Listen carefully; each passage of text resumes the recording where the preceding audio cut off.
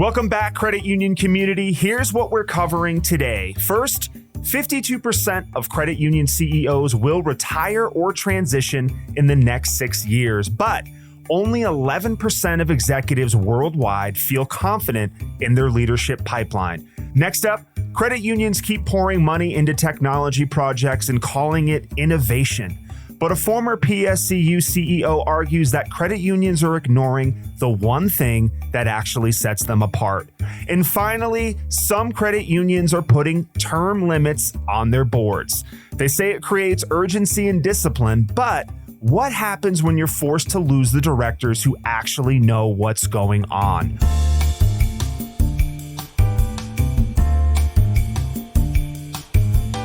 Welcome to Grow Your Credit Union. I'm your host, Joshua Barkley. If you're new here or you just needed a reminder, this is the podcast where credit union leaders come to share knowledge with their peers and educate the next generation of credit union leaders. If you think there's a story or topic we should cover on the show, go to info@growyourcreditunion.com and tell us. Or you can hit me up on LinkedIn. It's your call. Okay, I can hear the sound of horse hooves getting closer. It's none other than my co-host straight out of Texas, Becky Reed. Greetings, Becky. Howdy, y'all. Becky, this is the part of the show where I ask you personal questions and we kind of share like Spark Notes versions of our personal lives. And I thought about this. So I'm hitting a red-eye flight tonight to go to Florida to see my grandmother. So I'm wondering, Becky, do you have any good grandma stories? I do, actually. So my grandma on my mom's side was a very early adopter of holistic medicine, yoga, kind of the stuff that was considered kind of new agey in, the 90s and stuff. And she was like doing all these things in the 60s. So she and my grandpa had an RV after they retired, and they would come visit our family, and they would park their RV in our driveway for, a month while they stayed with us when I was a child. And so I remember going to the RV to visit, have breakfast with my grandparents. And unbeknownst to me, which this was well known to my mother because this happened to her when she was a child, my grandma pretty much did yoga and exercised, in her birthday suit. And so I walked into the camper and she's, in lotus pose or whatever, warrior one, in the buff. And I was like, oh, okay. Well, did you kind of like back up and walk out of the door like you didn't see anything? Or did you say, hey, Graham, what's going on? I didn't. I walked in and she was just like, hey. I was like, oh, hey. Okay. And she's like, come on in. I'm like, all right. So, you know what? To her, it was perfectly normal and natural and all good. And so I went in there and kind of averted my eyes and let her finish her routine, and then she, put her bathrobe on and had breakfast with us. Wow, Becky. I did not expect this type of grandma story. This is the first I've heard of such a thing. I'm not even going to give you a grandma story. We'll just introduce our guest because I don't think I can top that one, Becky. So for all the listeners, put that in your head. Maybe take it out of your head now. You're thinking of a naked grandmother. Let's move it from the brain and let's get into credit union business. Let's introduce our guest today. This is his second appearance on Grow Your Credit Union. He's the president and CEO at BCU, Mike Valentine. Mike, great to have you back on the show. Great to be back. You're my favorite people with you and Becky.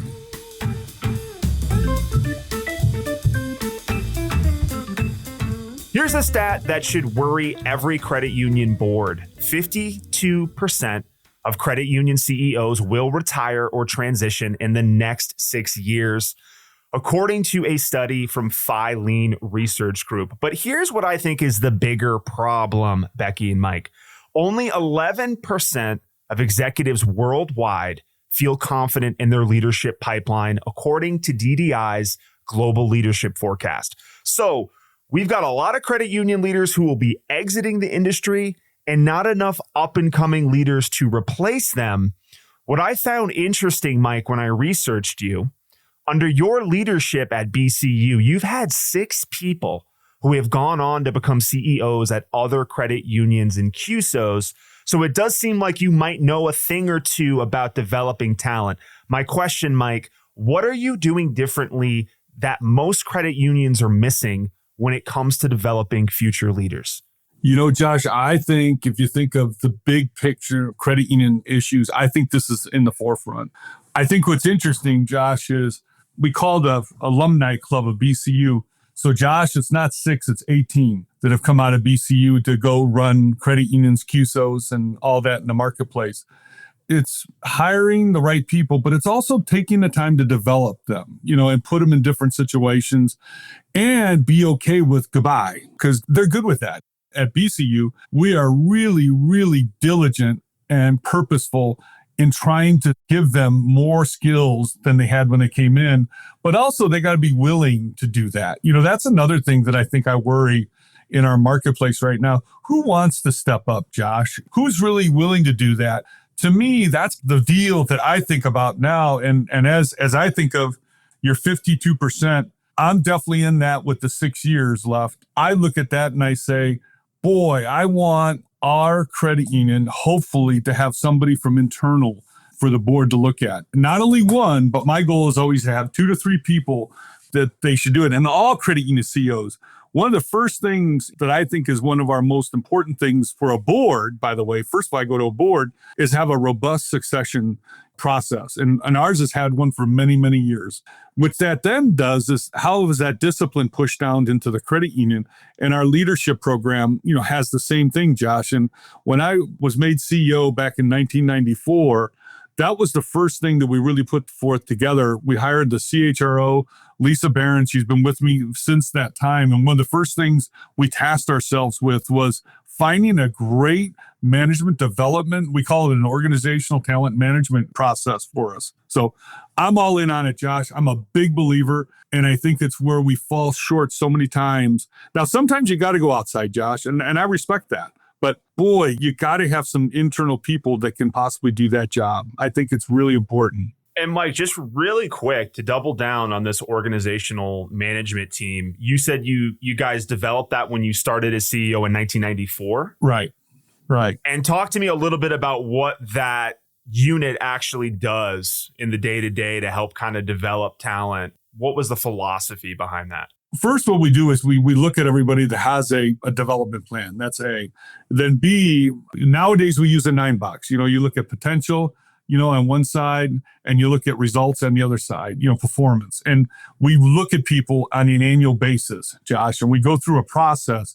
And that process is done by the senior leadership team at BCU. And actually, we include another layer. So it's about 18 people in the room, and we cover the organization down to the manager level. I don't get to the manager level, but they do. But what I focus on is the director level and up. What do we have coming through the pipeline? What does it look like? Where are we strong? Where are we weak?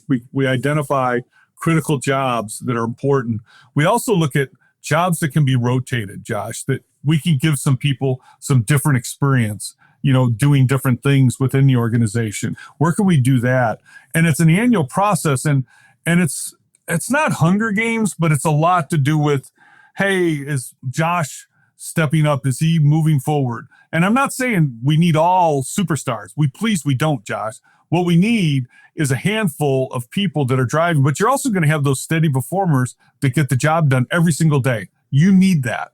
You don't need a lot of alpha dogs, in this thing kind of all pushing to try to get to the top, but you need some of that spirited work that these people are doing together to try to figure out how they want to get ahead and how they want to develop themselves.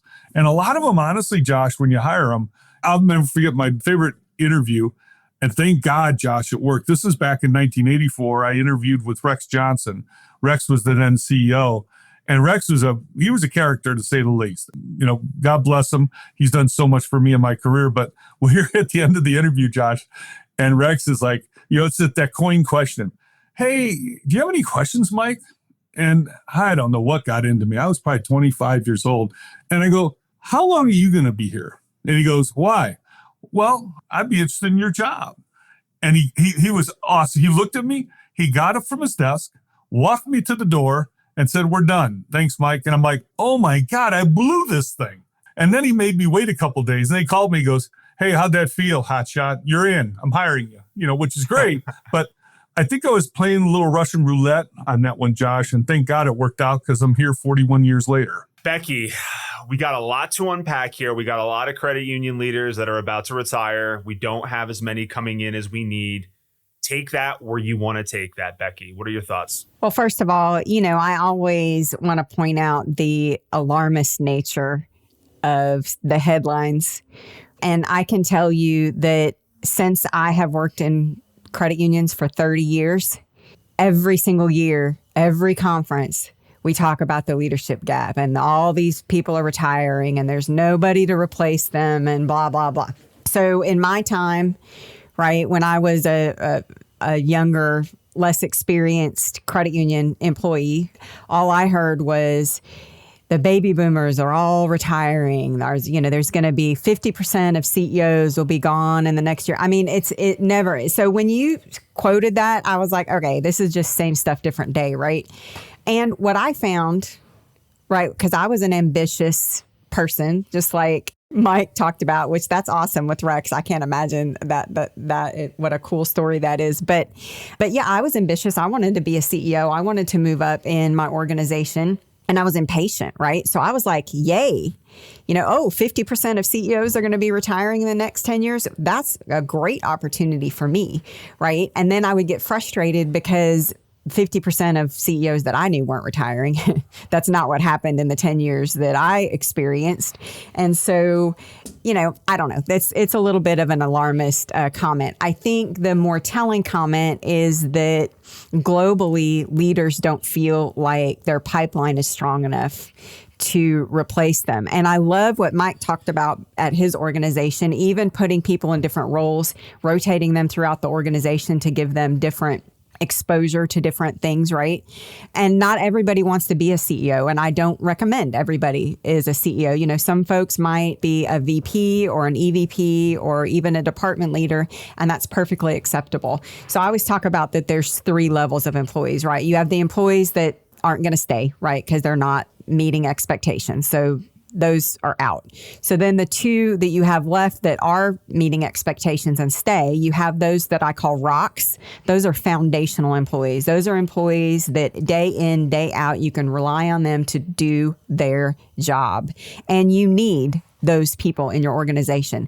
They might not be super ambitious. They might not really want to take on new responsibilities, but they are so good at what they're doing. They're stable. They have tribal knowledge. They get it. They can train other people. They're fine. Then you have the superstars, right? The superstars are the people like Mike and I, right? Where we're going to come in, we're going to make an impact really fast, but we also want to move up or move out or move around really fast as well. And that can be a little bit of a tornado and a whirlwind, especially to a rock employee who is just sitting there steady Eddie doing everything. And then you have this disruptive force that comes in, right, and tries to shake it. Well, why are you doing it that way? And what about this? And what about that? So you need all of those things, and you need to have a mechanism in your organization to vet those 2 types of employees and best give them an opportunity to live their best career, whether it's moving up, moving out, moving over, whatever it is. But one of the things that I always did was I felt like I needed to train my replacement. And that sounds like what Mike does in his organization as well, is I felt like I couldn't grow if I didn't train somebody to replace me. Right? If I'm the only one in the organization that can do something, that's probably not the best thing for me or for somebody else. So a lot of times people go, okay, you've reached the top. You're the CEO. What else is there, right? Just put your feet up, eat bonbons. You're good. Live out until retirement. You're, completely fine. But the truth is everyone still wants to learn and grow. And there are still opportunities, even for a CEO, to grow and to learn. And you're not going to have those opportunities if you don't have someone else in the wings that has kind of stepped up into that role. And so, for a CEO, maybe that's an EVP that you didn't have before, right? That can take more responsibility in the organization if you're growing in your own role. Or someone like me leaving the CEO role, letting an internal candidate who is ready to take my spot, let them take that spot, and then allow me to learn and grow by going to a QSO, right? A startup, and having that experience. So I think that what Mike's organization is doing there at BCU is really phenomenal because it gives people an opportunity to grow, even if it means they leave.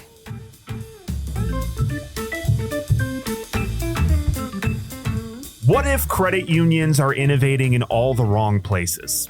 Mike Kelly, former PSCU CEO and current CEO of Team On Up, argues in the Financial Brand that credit unions have turned innovation into a synonym for new technology rather than systematic problem solving. So I think what Kelly's basically saying in this article, Mike and Becky, is that credit unions are competing on technology where they'll always lose, instead of service innovation where they could actually win. And, Kelly is a spicy guy. He's got some spicy takes. He does see this as a strategic blind spot that banks and fintechs are happy to exploit. I thought that was interesting. My question is, Mike, is Kelly wrong here?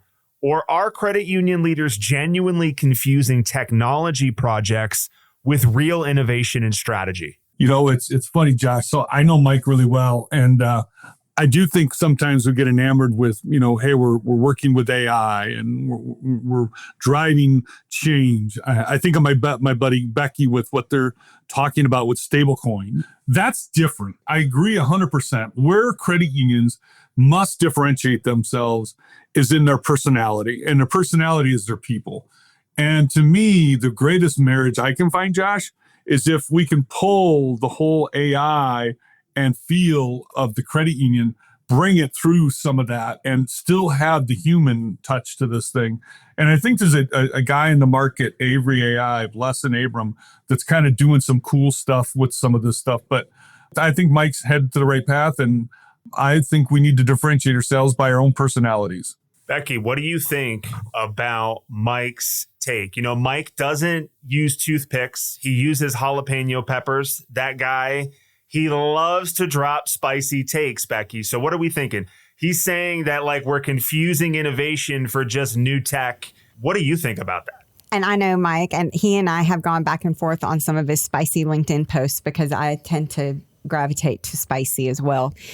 I think that just like anything, it depends. And I have said on this show many times that I think that credit unions do a miserable job of doubling down on their differentiation in the market. I think that many credit unions today, particularly from a consumer perspective, look very homogenous, look the same from credit union to credit union, or even from bank to credit union. And in some cases from fintech to credit union, right? So there are some fintechs out there that utilize a banking as a service platform with a bank on the back end that look and feel very much like a bank. In fact, Chime calls you a member. I think that the differentiation, which brings that human touch that Mike both Mikes actually, I think, referred to that human touch from a differentiation perspective, especially as it relates to technology. So at Bank Social, we call AI our human-powered AI, right? We believe that AI should augment human capabilities, not replace humans. Many credit unions, this is something we see in credit union land too. I see this on the pure IT side. I see it with Bank Social as well. We have gotten to the point in credit unions where technology, which generally equals software, we have one vendor for every little piece of software, to the point now where we have such vendor sprawl that it's its own department, and it really should be a risk category in and of itself because we have so many. It was a large credit union, but we talked to a credit union the other day, 650 vendors. 650. Now, all of those pieces of software and all of that functionality and all of that capability was probably on an innovation roadmap at some point. And so the credit union felt like they were being innovative by incorporating this new technology, which just happened to come with another vendor. And now we have reached the point where it's a barrier, I think, to innovation, because now I have all these crazy contracts. All the vendors don't talk to each other. They interact in a variety of different ways, for better or for worse, with my core, my digital banking. And it's now a quagmire of contracts and vendor management and APIs and integration touch points that actually makes the member experience worse, not better. And so I think that it's time for a cleaning house. So if I had Mike Kelly right here in the room, that's what I would say. I would say, yeah, okay, certainly. Credit unions think they're being innovated by adding another piece of software. Okay, that's all well and good. But here we sit. How do we fix that? And I agree that the human touch is something that's important for us to maintain. So how do we utilize that human-powered, but with software amplification as we move into the future? Mike, when you're thinking about the credit union difference and you're thinking about what Mike said, Mike Kelly, where he said, look, we should be innovating in other places other than technology.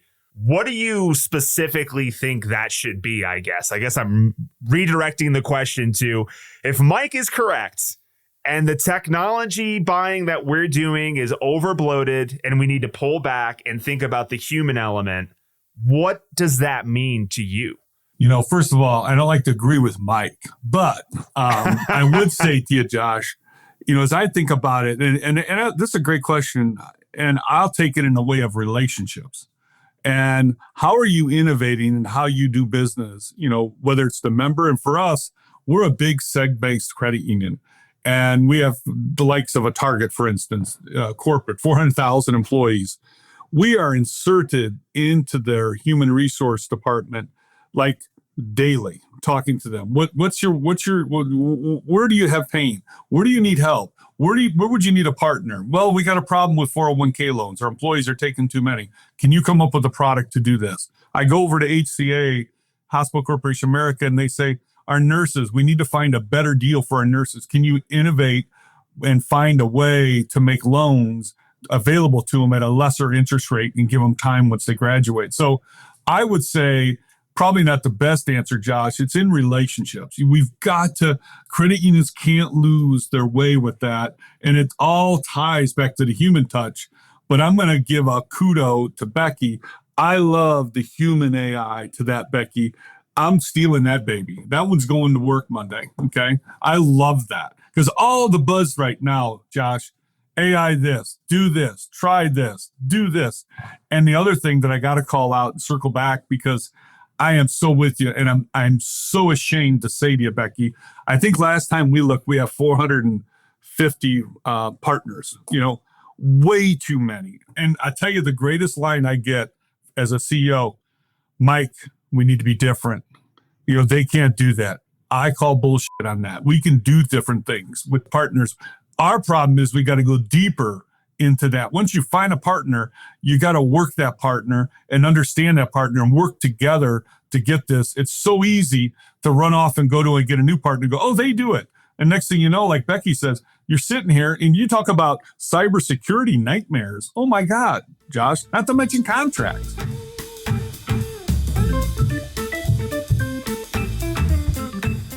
Everwise Credit Union implemented board term limits, and CEO Jason Osterhage, maybe I'm saying that right, Jason Osterhage, he told creditunions.com it creates more structure, intention, and discipline in governance, forcing the board to operate with urgency rather than settling into comfortable routines. But I feel like term limits on the board come with another cost, which is like every few years, you're guaranteed to lose directors with like deep institutional knowledge and strategic continuity. So you're trading experience for energy, stability, or rotation, or whatever Jason thinks. I somewhat agree with him. But my question is, Mike, When you look at board term limits, are you for or against them? Josh, a huge fan of Jason. Knew Jason back in his Alliant days. He's doing some great things. I'm going to speak not to that, but I'm going to speak to easy way out. Term limits is telling me the board can't govern. And what I mean by that is a board's got to govern itself with, if a director's not stepping up and doing their job, then you need to have a conversation and you need to have another conversation. And ultimately, it could mean a board member stepping down. Very unpopular, very hard to do. But to me, the easy way, and you're spot on, Josh, you're going to cut out, because I've been involved, with credit unions, and I've actually helped consult with that, where they'll say, I want a limit of the chairman of 1 year. Do you know how crazy that is? Becky, you know that. To be a CEO and have a rotating chair every year. Not to mention directors that'll term out in 12 years. That, hey, normally it's 12 years, all of a sudden you're like you said, Josh, you're hitting on all cylinders. You're rocking with some really good directors, and they got to go. I strongly believe in this one, Josh. I don't believe in it, but I believe the right way to do it is govern more stricter, tougher. You got to have a chair that's willing, a non-gov team that's really looking at it, and strong governance. And I think you can get to a better place, Josh, than term limits. Becky, I want to swing this to you. I've got a question for you. Jason proposing this already tells me that there's a problem, at least with him. And I don't know if it's kind of what Mike alluded to. Are we thinking about term limits because the boards aren't performing? Like, first of all, Becky, help me understand, why are we even thinking about term limits on these boards? So I would say yes. And I've worked at credit unions in both scenarios, right? Where there were term limits and then where there weren't.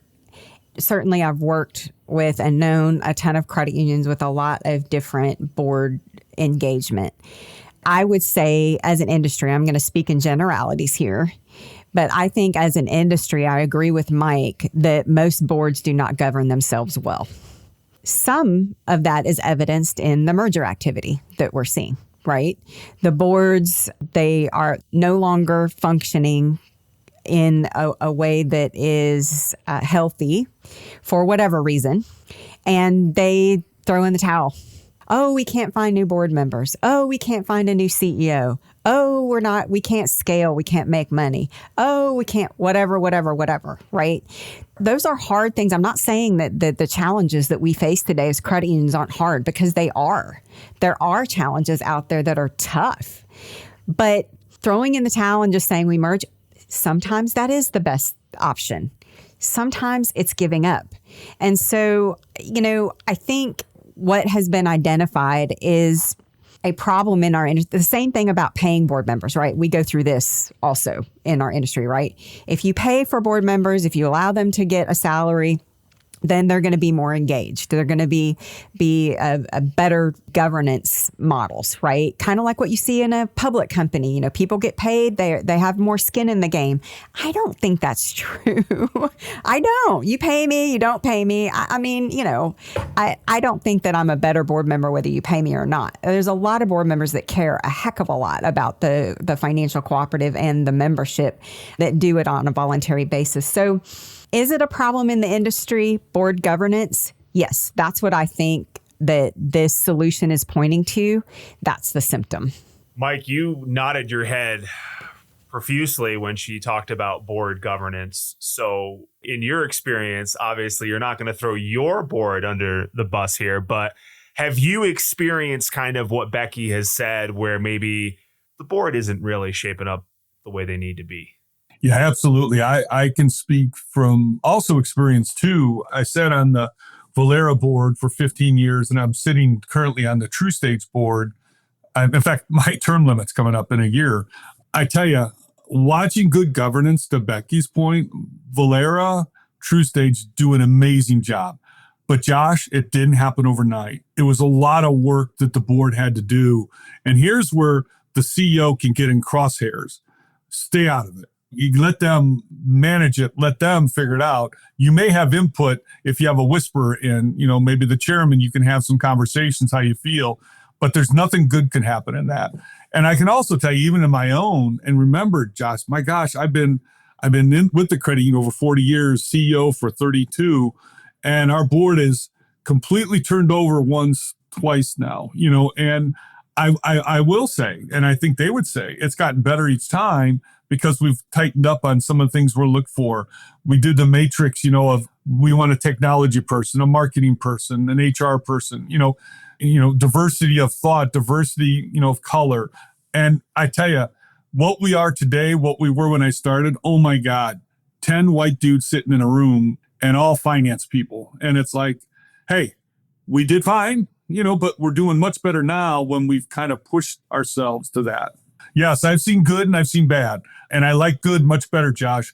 That's good for a CEO too, because I've seen more new CEOs get into the job and have the hardest time with the board. And it's terrible that it happens, but it happens, and you just got to understand. I always tell people that are out interviewing, and I know a few that have left BCU, God, interview that board as much as they're interviewing you. See if you see, certainty there. Do you see unity? Do you see problems? Is there issues? It's so important for anybody walking into a new credit union, if you're a CEO, to be CEO of that. Let's come to the end of the show. That brings us to the wrap. Mike, give me any final thoughts that you have for the listener. It could be related to conversation we had today. Could be some thoughts on your mind that you just want to impart with listeners, but go ahead, give me your final thoughts. I think the thing, if I leave anybody with, it's keep that curiosity, of what you're doing. We talked about innovation, we talked about AI, then we went over and talked about succession and boards and all that. You got to stay in the game, and as much of this that you can get understanding war stories, there's so much to learn from what has happened. And we've got to be life learners. And to me, that's why I enjoy, Josh, what you and Becky do with this. It's so much fun to kind of do that, because you kind of you hate to talk boastfully, but you like to talk about, this is my experience. And this is making a difference in its own way, Josh, what you and Becky are doing with this, because it's a way for people to unplug and listen and go, ooh, that resonates with me. I remember that. So that's my big thing. Leave it with that. Keep curious and keep pushing and be a life learner. Mike, if people are listening and they want to get a hold of you, what's the best way to contact you? Mike.valentine@bcu.org. I'm available. Okay. Becky, final thoughts? I'm just going to talk a little bit about the journey we all take from a career perspective and what Mike was alluding to around staying curious. I think that as we move through our careers, and both Mike and I have been in this business for multiple decades, and I think that, when you're starting out in your career, there's a certain level of curiosity. And then as you get more experience and gain wisdom, that shifts, right? Because you go from inputting knowledge to exporting that knowledge, right? So you're moving from, I have to learn this stuff, to now I have to teach and pass on this knowledge. And that doesn't mean that you stop being curious, or you stop giving up, or you stop wanting to grow and learn yourself. It just means that you're better able to pass along what you've learned to others. And Becky, if people want to get in touch with you, how can they do that? LinkedIn, baby. LinkedIn, baby. I want to thank our guest, Mike Valentine. I want to thank my co-host, Becky Reed, and a special thanks to you, our listeners, for continuing to support and listen to another episode of Grow Your Credit Union. If you like the show, follow us on your podcast player of choice. If you want to be a guest or would like to talk about sponsorship opportunities, head to growyourcreditunion.com to learn more. Thank you for listening, and we will see you next time. Take care. Bye-bye.